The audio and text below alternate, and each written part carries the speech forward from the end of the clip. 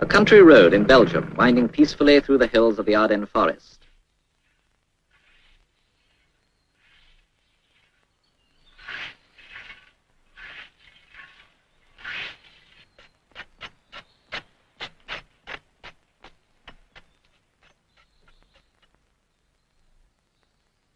But from time to time, his peaceful life is ripped apart, and the road is now being got ready for different and exciting things.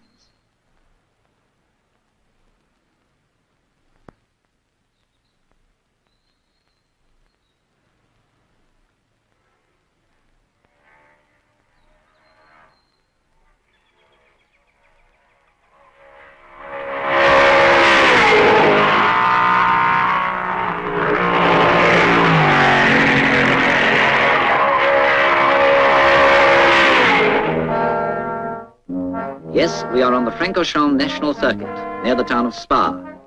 9 miles of ordinary country roads form a triangle that is one of the finest and fastest motor racing circuits in Europe. At the apex of the triangle, the hairpin of La Source and the start of the circuit. To the right, the curve at Bernonville, then Malmedy Corner and the fast Master Straight. At the foot, Stavelot Corner, and finally, past La Carrière and Blanchiment, the difficult climb to La Source and back to the grandstands again. This is the view of the start from the top of the Ridillon with the S-bend of Eau Rouge. The Ridillon is a steeply climbing right-hand bend, finishing in a hump back which sends cars leaping from the ground. At the top of a wooded hill, this sharp left-hander swings into the rapid drop to the footbridge at Bernonville and its fast right-hand curve. An easier stretch, and we are at Malmedy. The tire marks burnt into the road surface show the line cutting the corner, but the blind approach makes it tricky to negotiate.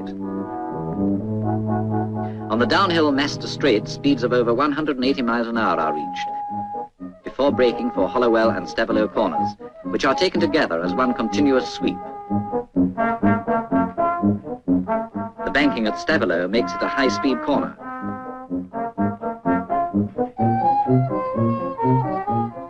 Now for the winding uphill return run, easy enough until the wooded corner at La Carrière, which the experts whip through at almost full throttle. But there is a ditch to catch a misjudged exit. After that, it's the masked corner at Blanchiment and its menacing post number 9.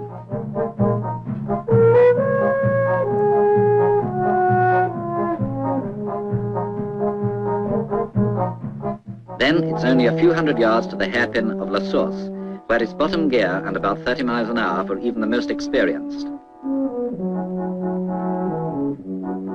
The end of the 9-mile lap covered 36 times in the race in under 3 hours. The third and last day for practice, the day before the Grand Prix.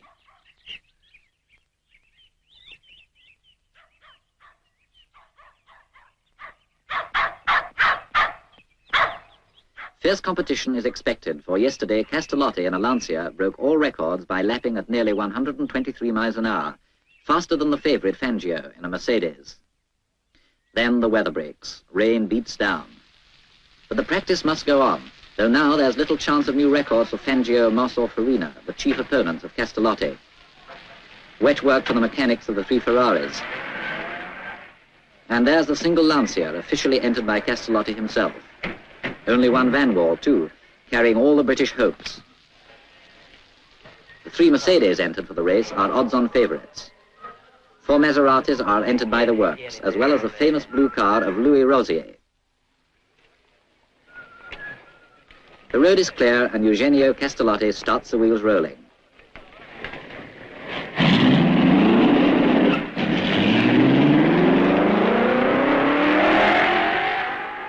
Sterling Moss is in the Mercedes training car, carrying the letter T.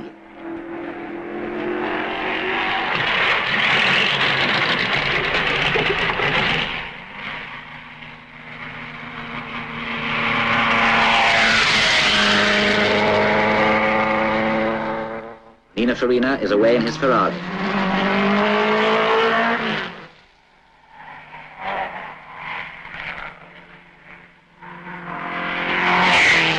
In this weather, nearly 5 minutes to do a lap. Castellotti should be round again soon.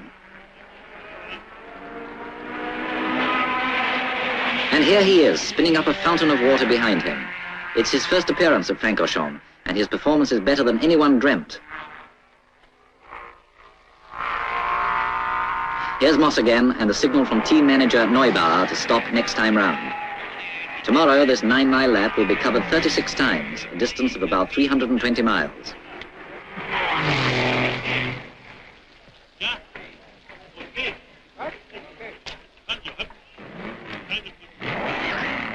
And now, Paul Frère, the popular Belgian journalist and driver, is ready for the getaway in his works Ferrari. A glance to check that the road is clear, and he's off.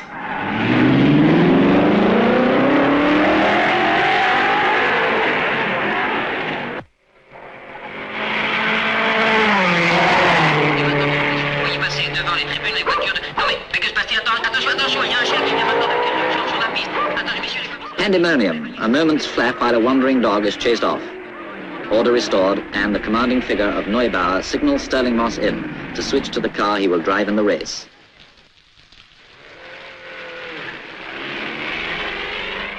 There goes Rosier's Maserati, and Castellotti again. Fangio does a lap in the training Merc.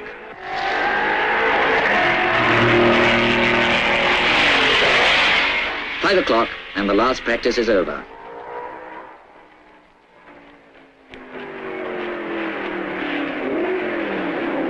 Uhlenhaut, Mercedes engineer and reserve driver, slows up at his pit, where Karl Kling joins him.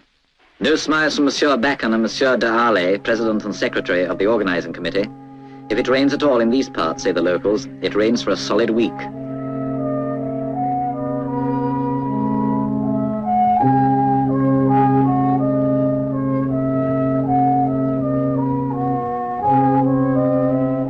In the gloom, the cars motor back to their garages, almost unnoticed. But the mechanics are going to be busy for hours ahead. And the few remaining spectators splash home, hoping, but not very hopefully, that tomorrow will be fine. And so it is. The morning of Sunday the 5th of June is bright and clear. The 13 cars are being given their last tune-up out in the sunshine. At Spa, Mike Hawthorne's Van Wall is breathed over by its British mechanics. The Maserati stable has entered 4 cars, whose drivers are Padisa, Musso, Mieres, and the great Frenchman Jean Béra, here with his compatriot Rosier. Sterling Moss had promised his private Maserati to the Belgian Johnny Klaas, but no amount of advice is going to get it on the road for this afternoon. In a garage at Stavelot, the new Squalo Ferraris get their final spit and polish.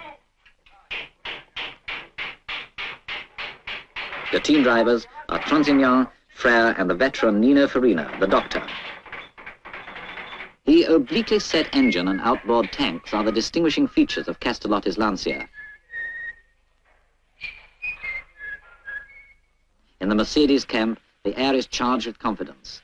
Fangio, Moss, and Kling have a superb technical service to back them, and an aristocrat of a car. Midday, and 3 hours to go. Time now to get the 13 cars down to the circuit.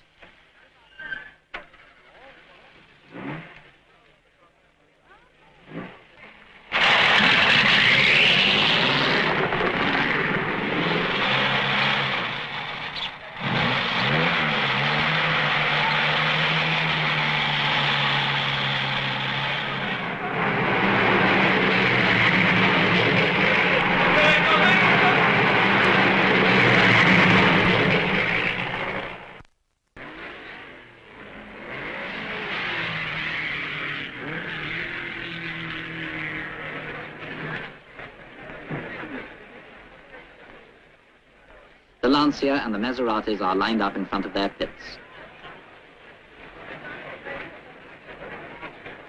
Already the grandstands are beginning to fill. At the clubhouse of the Royal Automobile Club of Spa, there's a brisk trade in aperitifs. Monsieur de Keyser, president of the Belgian national team, arrives. Monsieur Sven, course administrator, and Monsieur Vos, president of the club. Jacques Soiters, Belgian driver, on the right there.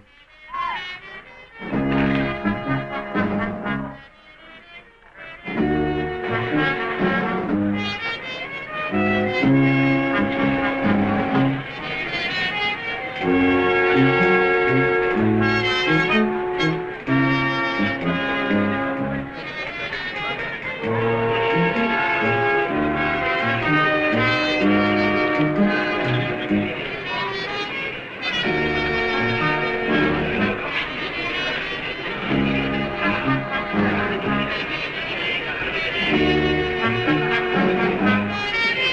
liste et le numéro des couleurs, demandez le programme.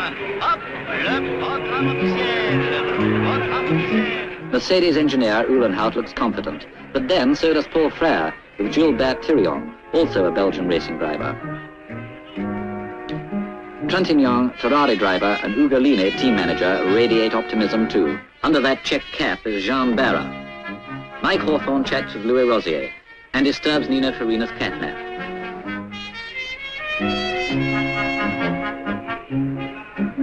Fangio and Mares fans pull out the stops to whip up support. And now it's time for the cars to be pushed out to the starting grid. Best places for the fastest cars during practice. Moss, Fangio and Castellotti share the front row.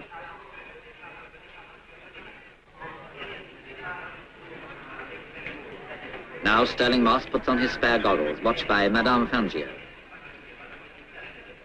Castellotti is all set. On the grid, the Mercedes starters are ready.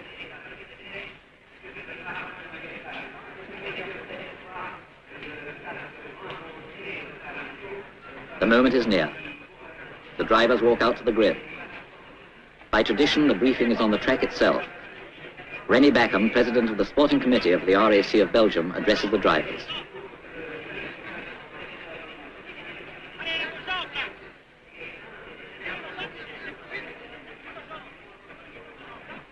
Five minutes to go.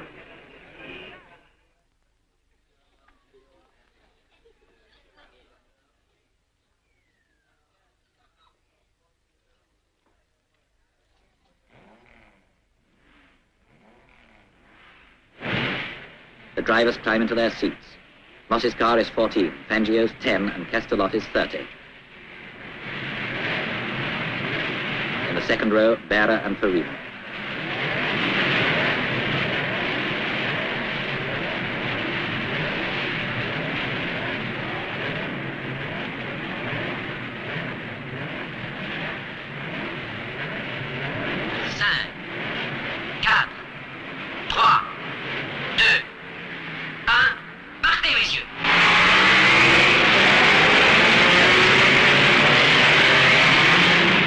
At Rideyong, Fangio is in the lead in front of Castellotti and Moss in third place. And then the field.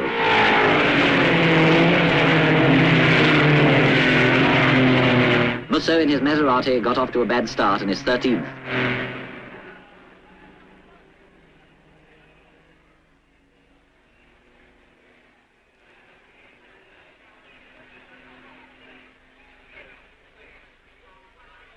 Vernonville, 2.5 miles on.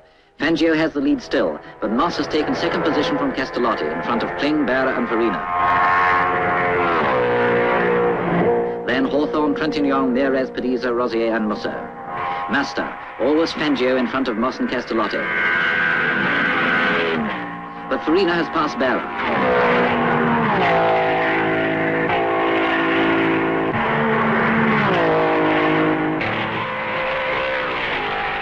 Hollowell corner. The speed is fantastic. Fangio is first into Stavelo. Moss follows, and the rest comes scorching behind.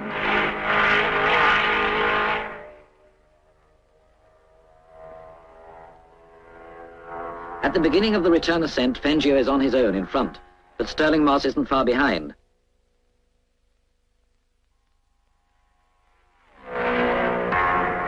La Carrière. First Fangio, second Moss. Castellotti's Lancer is third, fourth Kling, fifth Farina, then Barra sixth. The Mercedes leaders at La Source. Fangio brakes and corners perfectly, but Moss is right there breathing down his neck. After Castellotti, the pack, with Kling and Farina still fighting it out.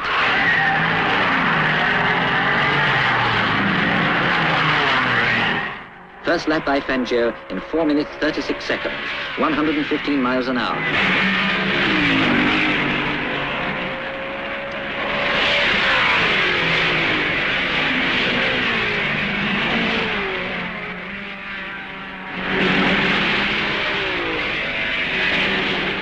Second time up the Ridillon. Fangio in front of Moss. Farina has seized fourth place from Kling's Mercedes. Farina hammers away. At La Carrière, the Ferrari is coming up behind Castellotti. Kling, Berra and Frère are struggling for fifth position. The hairpin at La Source again. From over 100 miles an hour down to below 30 at a few yards. This corner is a classic test of driving skill.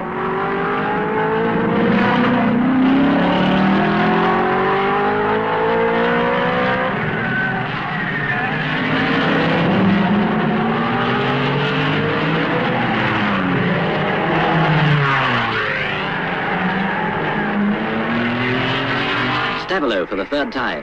Fangio, whose last lap was over 120 miles an hour, is 5 seconds in front of Moss. Castellotti is pressed by Farina. And the third Merc still leads the scrap for fifth place. Now Musso has passed Hawthorne's Van Wall.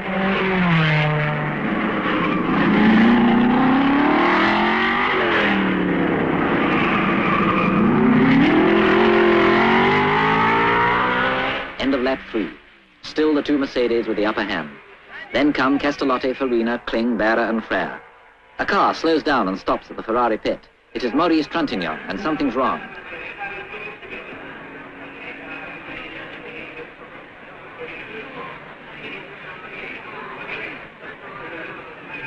Off with the cowl and check plugs, while Trintignant tensely counts the seconds.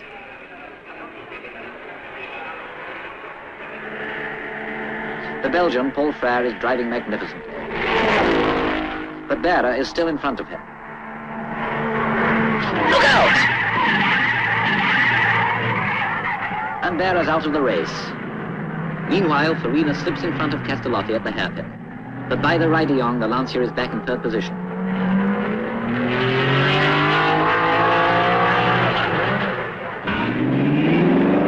Trintignant's in the race again, but exactly one lap behind his previous position. He slows down at Eau Rouge for Frère, who has passed Kling and is now lying fifth.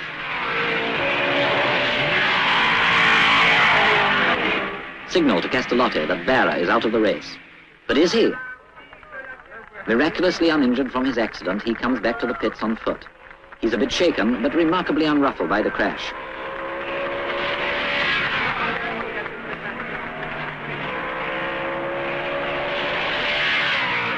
He's putting on his helmet again.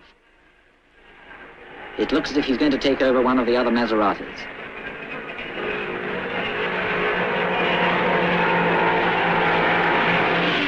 Yes, at the pits, the Argentinian Merez is pulled in. Berra is going to drive number 24.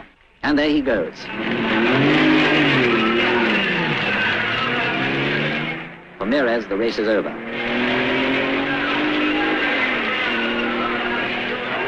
Fangio passes the wreck of Berra's car at the end of the 7th lap. His average speed so far is 119 miles an hour. Moss remains only 5 seconds behind him.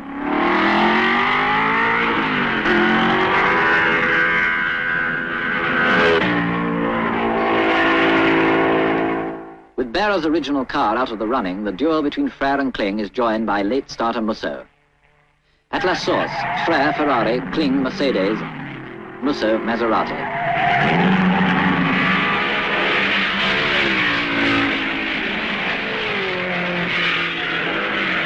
Now Kling puts on a spurt and passes the Belgian driver. On the 8th lap, Musso forces and overtakes both Frère and Kling. The cars are airborne at the summit of the Ridillon. After 80 miles of brilliant driving, Musso has overtaken 8 cars. Paul Frère's back to 7th place.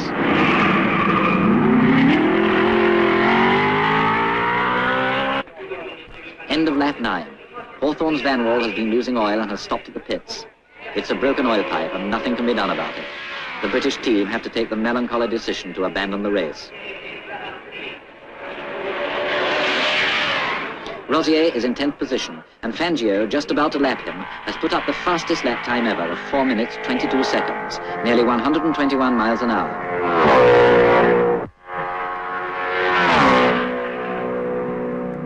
40 seconds behind comes Castellotti, with Farina 4 seconds later. Musso and Kling, still in front of Paul Frere, are more than a minute behind the leader.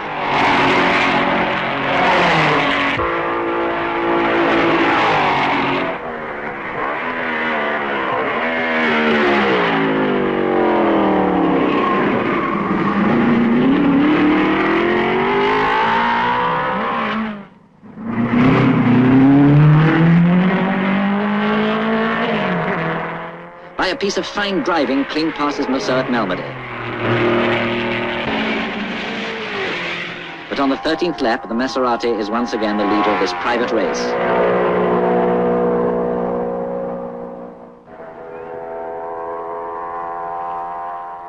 Fangio is keeping up a fantastic average speed, now over 120 miles an hour. And as always, Moss is right there behind him. Fangio accelerates again. The 15th lap is covered in 4 minutes 20 and 8/10 seconds. With Moss now 13 seconds later. Castellotti is 50 seconds behind Fangio.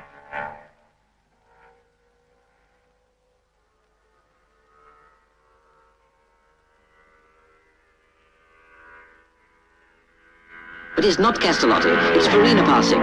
Nino Farina is third. Castellotti must be in trouble.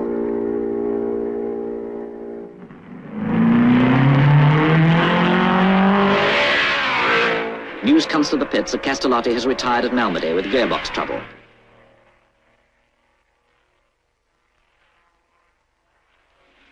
So now Kling and Musso are fighting for fourth place. Driving almost wheel to wheel and drawing a little nearer to Farina each time round.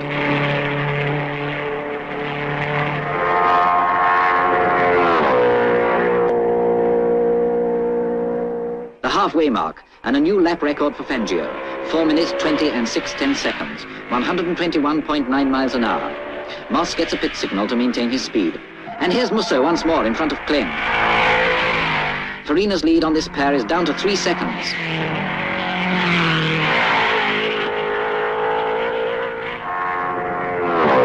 On lap 19, Kling takes the lead again. But Musso is slowing down, and he stops at his pit.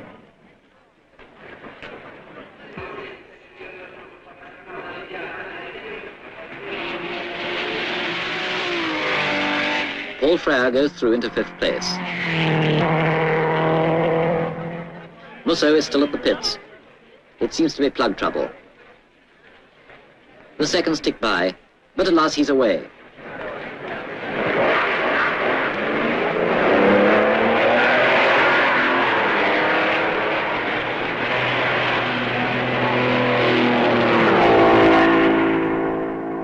One lap later, the Maserati's in again. This time it's not plugs, it's a broken rocker arm. Only 5 cylinders of his engine will work now, and it'll be a minute or two before he rejoins the race. There goes Berra into 6th position. In the lead, Fangio demonstrates his mastery of the Mercedes. In spite of the increase in average speed, Moss is still close to his teammate. As they pass the pits at the end of the 22nd lap, Neubauer signals his orders to Moss. Carl Kling is still 4th, but not for long. He too has to stop at the pits. Bad luck after the performance he put up in his fight with Musso.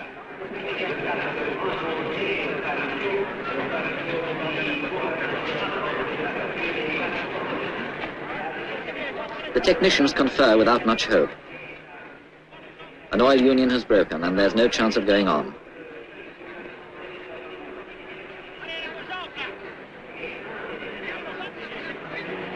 So now we have Fangio, Moss, Farina, and Paul Frere. Belgians could not have hoped for more. Paul Frere in a works Ferrari is 4th.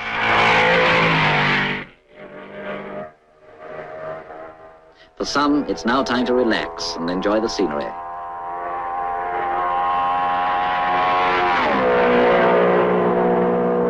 But for the more wide-awake spectators, there is still fine driving to watch.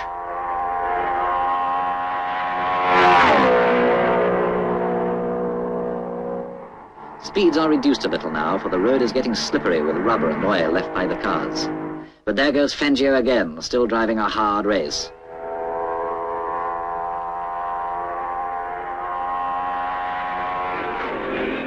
In their glass box, Commandant Lameau and his timekeepers check the passage of each car and calculate the average speeds. This race is creating a new set of records, all over 119 miles an hour. The Mercedes procession continues. Moss has come up to within 7 seconds of the leader.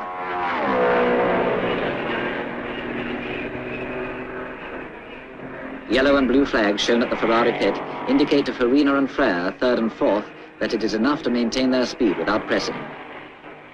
1 lap behind comes Jean Berra, fifth, Musso sixth, and Trintignant seventh. 2 laps behind the leaders come the Maseratis of Padisa eighth and Rosier ninth.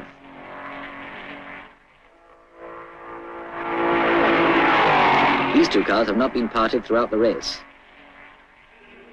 Only 6 laps to go. Nothing to report in the past half hour.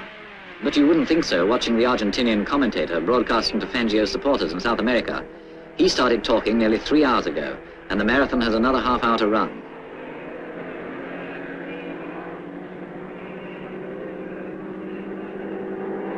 At Master, Trintignant steals the 6th position from the 5-cylindered Musso. 19 miles from the finish, Musso has to concede a 2nd lap to Fangio.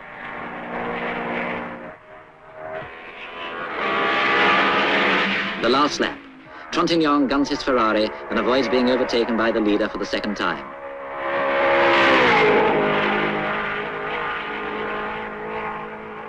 For Neubauer, the race is over, and won. Over 300 miles of superlative driving behind them, the Mercedes pair press on to victory.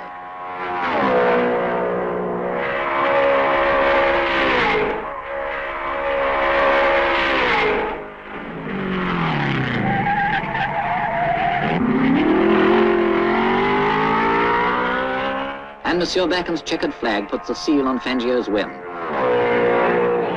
And there he goes on his tour d'honneur. 8 seconds later, and it's Sterling Moss in 2nd place. And while the other cars are stopped at the pits, the 2 Mercedes take their bow around the circuit.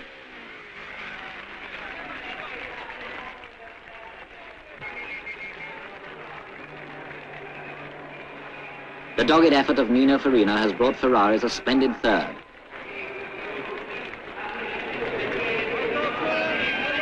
Paul Frere is 4th, the best Belgian performance for years. Neubauer prepares to welcome the victors.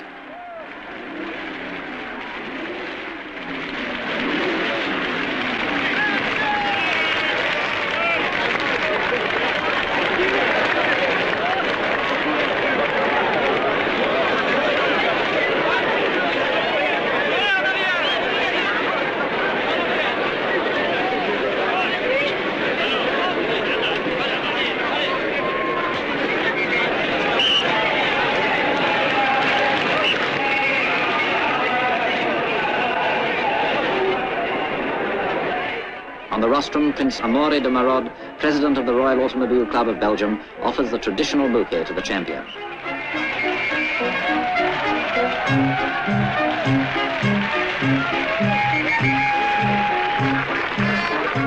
Now the Challenge Cup for Fangio, the crown of an unforgettable day and of a Belgian Grand Prix high in the tradition of the great Francorchamps circuit.